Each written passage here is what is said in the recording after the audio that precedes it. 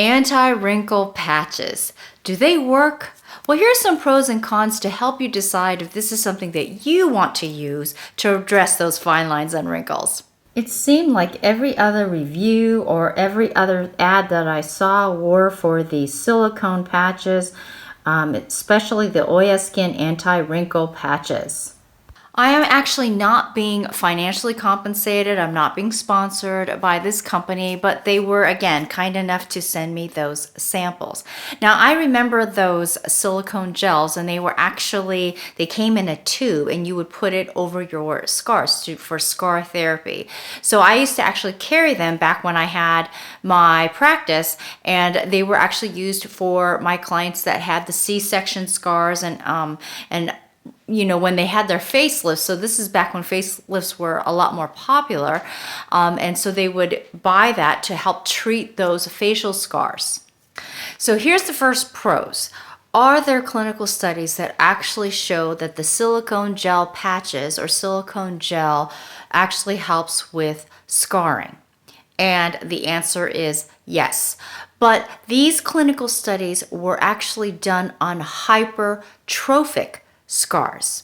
Hypertrophic scars are basically raised scars. They may be red, raised, and even itchy. And they're basically caused by burns, inflammation, surgery, or trauma. And the actual scarring is, the raised scar is actually in the incision line. And it actually is forming more collagen than broken down during the wound repair phase. There was a clinical trial that was done using the silicone gel sheeting versus the silicone gel in the hot climate of Saudi Arabia. And here were some of the problems that they had found that were common. 80% developed a dry, itchy skin, and 28% actually developed a skin rash. 16% of the participants developed what they said the skin started breaking down due to long-term exposure to moisture, which could be desirable if you had a raised hypertrophic scar, and 8% developed a skin breakdown. Now it goes further into the other symptoms that they had when they wore these over a period of time. And if you're interested in that study, I will put that link in the description below. Now here's the interesting thing. Wrinkles, whether they're static or dynamic, are basically scarring of the skin. So what I mean by that is static wrinkles are the wrinkles that you typically get when you are expressionless, but you still have the fine lines and wrinkles that you can see. And that's basically due to age-related or UV exposure. So basically it leads to the breakdown of collagen and elastin. Dynamic wrinkles are basically just what you think they are.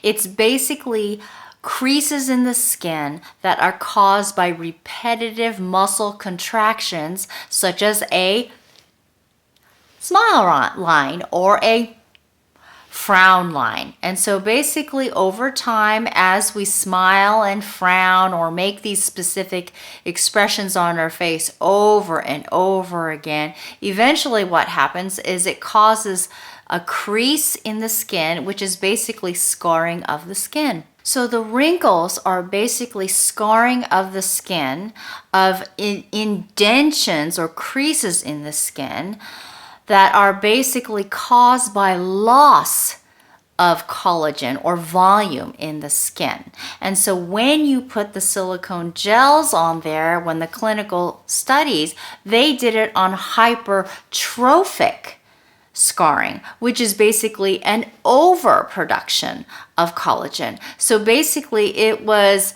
lessening the collagen production because the scar was raised, you put the silicone gel over it, and it eventually flattened it out because hypertrophic scars are an overproduction of collagen. If you're finding this information helpful and you like seeing some of these critical analysis based on some of these beauty products that are out there, then make sure to give us a thumbs up and go ahead and hit that subscribe button and that notification bell to please consider subscribing to our channel. So my question is, if we are putting the silicone gel patches over areas that have a loss of collagen, is the silicone gel patches just simply creating an environment where, you know, it's an occlusive gel patch that lets the skin still breathe, but it's keeping the moisture in, so therefore it's plumping it up, the surface level of the skin, where it potentially is bringing up the hyaluronic acid, which is deeper in the skin levels, you know, to the surface of the skin? I'm not really sure, and because there's no clinical trials that I know of that is using the silicone gels for the treatment of wrinkles, I'm not sure what the long-term effects of this are. So here are some of the pros with the silicone gel patches. They do show that there is some surface level moisture that increases on the skin. They're really easy to use, as you can see, and they're a lot healthier, easier to use, less invasive than Botox, that's for sure. And the upfront cost of using these gel patches are a lot less expensive than those home machines or those more invasive treatments up front.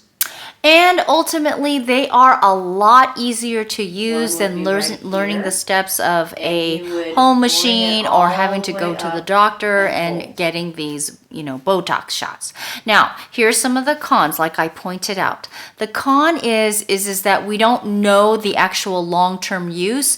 The clinical studies have shown that silicone gel patches have a beneficial result for those hypertrophic scars, which is a overproduction of collagen.